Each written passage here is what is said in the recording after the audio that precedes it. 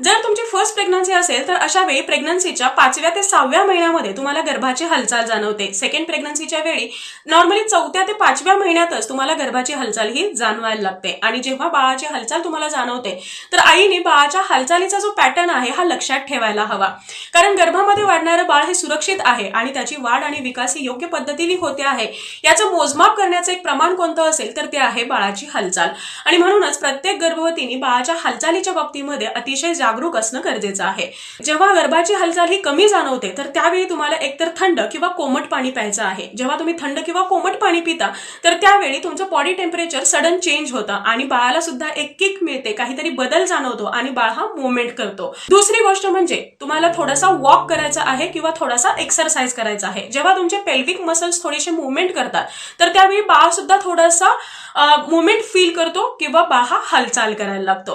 तिसरी आणि खूप महत्त्वाची गोष्ट म्हणजे तुम्हाला तुमच्या आहारामध्ये काही गोड पदार्थांचा समावेश करायचा आहे। आई गोड पदार्थ खाते तर त्यावेळी ते पदार्थ बाळासाठी एनर्जी बूस्टर ठरतात आणि अशा पदार्थांना रिस्पॉन्ड करण्यासाठी बाळ हा पटकन हालचाल सुद्धा करतो।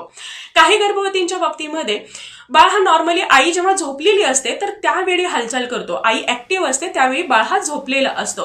जर तुमचा हा पॅटर्न असेल तर त्यावेळी रेस्ट करणं गरजेचं आहे। जर तुम्ही झोपत असाल तर तुम्हाला अधूनमधून कुशी चेंज करायची आहे जेणेकरून बाळ ही मूवमेंट करायला लागेल। मला पोटावरती हात ठेवून बाळासोबत थोडासा संवाद साधायचा आहे, बाळाला भरपूर प्रेम करायचं आहे, बाळासोबत भरपूर बोलायचं आहे। 15 मिनिटाच्या आतमध्ये जर तुम्हाला बाळाची हालचाल जाणवली नाही तर त्यावेळी मात्र तुम्हाला डॉक्टरांची पटकन मदत घेणं हे गरजेचं आहे।